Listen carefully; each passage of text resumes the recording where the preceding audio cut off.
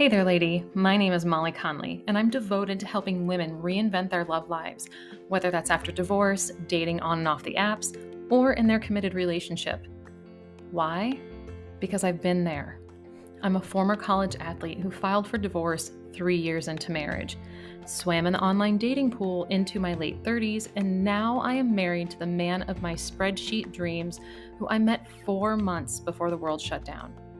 As a dating and relationship coach, I help my clients shift the focus from being obsessed with finding Mr. Right to shifting to herself as Miss Right Now.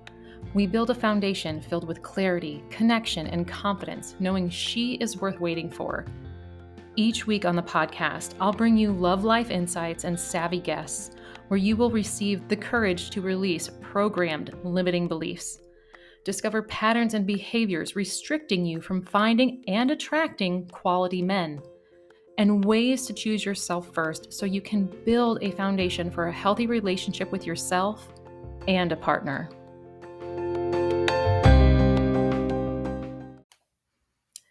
Hey, lady, welcome back to Reinventing the Arena podcast. I'm your host, Molly. Recently, I sent out a questionnaire to my Instagram followers, past clients, friends, family members, even a women's Facebook group. Basically, any woman who I thought might be interested in sharing their current love life experience. The questionnaire asked them numerous things, such as what they've been learning about their relationships, what they've applied, what they're currently frustrated with, and so much more. But as I was looking through the information that the ladies sent, one area really stood out to me, and that was learning how to communicate their needs. This can be a very tough area for women as we tend to lean towards serving others. And sometimes that leads us down a path of not only, self-sabotage, but extreme people pleasing. So when I hear this from my clients that they are having trouble communicating their needs, I immediately ask them if they know their love language. Why? Because knowing our love language helps us communicate our needs to others, not just our partners or in our dating life, but in all areas of our life. It's also a good first step to communicate our needs as we continue to practice being open, vulnerable, and honest with ourselves. Then, once we're honest with ourselves about our needs, we can start communicating our boundaries and setting better boundaries. And in order to set those boundaries, we have to be able to say what they are and at times why they matter. Very early in my first marriage, I learned my love language was quality time. It made so much sense, but I wasn't good at communicating not only what I needed with this love language, but how to honor myself with this knowledge. In today's episode, I'm sharing the 5 different types of love languages, how to honor yourself first with your love language, how to communicate your love language, and determine how you show love as it may be different than your own love language. But before I dig into those 5 love languages, let me tell you what it is and where it came from. Dr. Gary Chapman created the concept of love languages in his book, The 5 Love Languages: The Secret to Love Lasts. These love languages are different ways of expressing and even receiving love. Why? Because we do not communicate love in the same way, and people have different ways of wanting to receive love. He describes the 5 unique styles of communicating love, which would be words of affirmation, quality time, receiving gifts, acts of service, and physical touch. So let's go through these. Starting with words of affirmation, when someone has this as their love language, they value verbal acknowledgments. This could be anything from compliments that are verbal encouragement, like maybe from a parent or like a sports coach, to even the basics of a romantic relationship, like communicating through text or liking social media posts or leaving comments on social media posts. But overall, the word of affirmations also includes frequently saying and communicating, I love you. For someone who has love languages of words of affirmation, these moments of verbal acknowledgement is going to make them feel understood and extremely appreciated. Next is my favorite, quality time. People who have quality time as their love language enjoy when people are actively listening, creating eye contact, and they are fully present in the relationship. This can be from everything from, spending time with them or even just wanting to hang out. From my personal experience, as this is my top love language, I appreciate when people give their undivided attention when we're spending time together. But let's just be honest, everyone in our lives is busy and they always have something just going on. So when you hang out with someone who has quality time as their love language, this is pretty important to notice with, your notifications dropping up or popping up on your phone, or, making sure that you're not in a loud area where there's distractions or a loud TV, because removing the distractions is extremely important to creating that bond in that relationship. I personally also would say that an added bonus was having like those deep, meaningful conversations that surpass the surface level. And what do I mean by surface level conversations? The ones where people are like, well, how was your day at work? Or what do you think about the weather? That stuff. Getting through all those sort of surface level conversations. Next is acts of service. When someone has acts of service as their love language, you value when people go out of their way to make your life a little easier. So this could be as simple as your significant other taking out the trash on his way to work. It could be your friend showing up when you're sick and bringing you either like medicine or some soup. It could even be your coworker showing up with your favorite coffee in the morning. More than anything, this love language is centered around the idea that actions speak louder than words. By doing small things for someone or even making their lives easier in some way really speaks volumes to them. Now, on to receiving gifts. Obviously, this is pretty straightforward, but when people have receiving gifts as their love language, they feel loved when they receive things that are symbolic of love. So that would be putting thought behind the gift. So maybe that's making sure it's someone's favorite color or knowing the emotional benefit that someone's going to have when they receive this gift. This could also be a great way to show someone you care, even if you have differences in certain areas of your life. Maybe you're like me and you enjoy reading books. You put, let's say, a few books on your Christmas list, and then the person who is either partnered with you or whatnot, because that's what we do, we have in a gift exchange, decides to give you an Amazon gift card instead. This is a disconnect in the importance of getting that exact book versus just handing over an Amazon gift card. All right, and the last one is physical touch. This one is also pretty explainable, but when someone has physical touch as their love language, they enjoy consensual physical touch. So things like holding hands or a light touch on the back or shoulder, being hugged, possibly even cuddle time is really important to someone with physical touch. Of course, this also includes physical intimacy like kissing or sex that would serve as a connecting moment for that person too. If you don't know what your love language is, I'm including the free quiz in the show notes, and I would love to hear from you to hear which love language you have. Now, once you know your love language, it is time to reflect. Yes, I said the R word. If you don't know, recall a time when you were upset, angry, frustrated with someone you love. Not only is this a clear sign that a boundary was crossed or a core value wasn't upheld, but also where you didn't feel loved, supported, or appreciated by someone you love. For example, a client of mine, her love language is also quality time. She had a friend who she would meet, maybe once a month for dinner. They had a great friendship that they had developed during college. And both of them were married and had been bridesmaids in each other's wedding. But recently, she was getting extremely frustrated, to say the least, with her friend. At first, she was trying to brush it off, but it left her feeling really disrespected.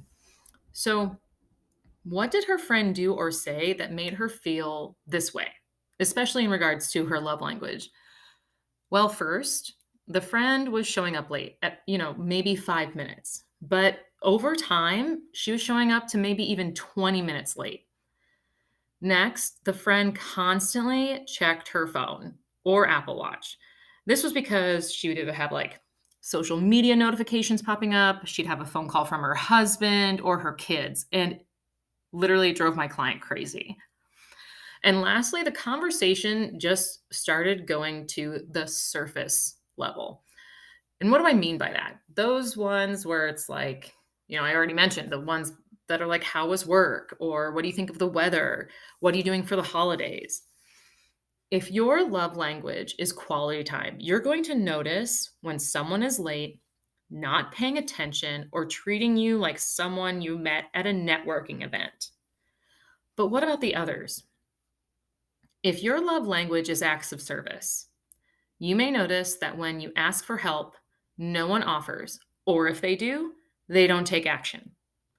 If it's physical touch, you may notice your partner doesn't like holding hands or kissing you in public.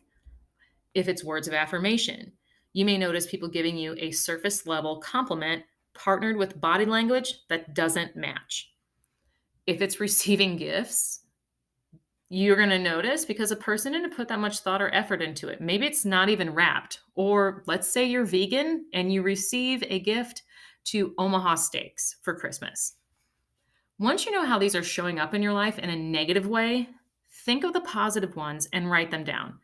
You can even go back to where I explained the five language earlier in the podcast, where I shared some of those positive examples if you need some help.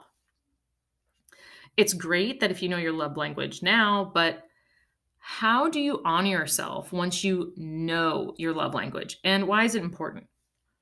Well, the number one reason why it's important is because we all need to be able to love and appreciate ourselves. When we can create a foundation of love for yourself, you will be building self-awareness, self-acceptance, trust with yourself, confidence, self-worth, and just so much more. Obviously, it's a lot because it's a foundation. And this foundation is where you build upon for your other relationships. But what does that really look like? I'm going to go through each one so you can see the differences and see the ways that you can do this for yourself. So, one way to love yourself through words of affirmations repeatedly is finding things that you love about yourself and acknowledging them. You can keep a list, or, I had a client who liked to put a post-it note on their mirror and read it to yourself each day. I recommend reading it out loud and looking yourself in the eye in the mirror if you can. Sometimes people even keep thank you notes, words of appreciation and praise from coworkers, family members, or friends in a box, or maybe on a folder in your phone or a folder in your email, so you can go back and read through them. For quality time, this might just be scheduling alone time, doing something that you enjoy. Maybe that's reading, soaking in a warm bath, or just, taking yourself out for dinner. One way to show you love through acts of service for yourself might even be as simple as setting up auto pay for your cell phone bill or internet service. Something as simple as that to relieve any sort of stress can be an act of service. In order to honor receiving gifts as your love language, I had a client who would put a date on her calendar to where she was treating herself either with new clothes, a purse, or even just a simple candle. And with physical touch, I would say one of the best ways to honor yourself would be to get a massage, a pedicure, or even manicure. If that's something that you don't enjoy, you could even get one of those, what are those, nicely weighted blankets to help you feel as if you're being cuddled when you're laying on the couch or when you're going to bed. Now that you have the positive ways this is working and how you can honor yourself, see how you can apply it to the negative experiences. The situation my client was in previously with her friend didn't seem like it was going to end well. I'm not going to lie. But she decided to communicate what she noticed and asked for what she needed instead. The next time that her friend wanted to meet up, she decided to communicate how she recently felt at their last get together. She said, I didn't know if the friendship mattered to her because she always seemed distracted by other things, such as notifications on her phone or Apple Watch. She mentioned that she was concerned that their friendship was growing apart. because the conversation and questions, like I said, were extremely surface level. She brought up times, though, where they were able to go into deeper conversation and really create that connection that led to their close friendship. Last but not least, she felt as if the friendship didn't matter as much to her friend because she was consistently late to their outings. By making her friend aware of what she noticed, it allowed her friend to communicate what had been going on in her life and see how that impacted their friendship. If you've listened to a few of my previous episodes, I discussed the awareness of our actions and how they impact others is very important to note. Sadly, when people are extremely busy, they might not notice how their actions impact their relationships. As you develop your own self awareness, awareness of others' actions, and the awareness of reality, meaning what's true for you might not be true for someone else, it will be easier to communicate in these moments and feel a sense of worth knowing that some of these moments were unintentional. My client was comfortable enough to bring this up to her friend, and by doing so, she not only communicated her needs, but was able to put boundaries in place. She asked her friend to triple check her schedule before putting something on the calendar. She asked her friend the next time when they were out if she could just, turn off all of her notifications, put her phone or Apple Watch in her purse so that they can make sure they're connecting at the same level. She even asked her friend if she wanted to create a list of things that she really wanted to talk about. Honestly, this helped my client create an even deeper connection with her. Now you can see that once you know your love language, there's different ways to communicate them to those that you care about in so many different areas of your life.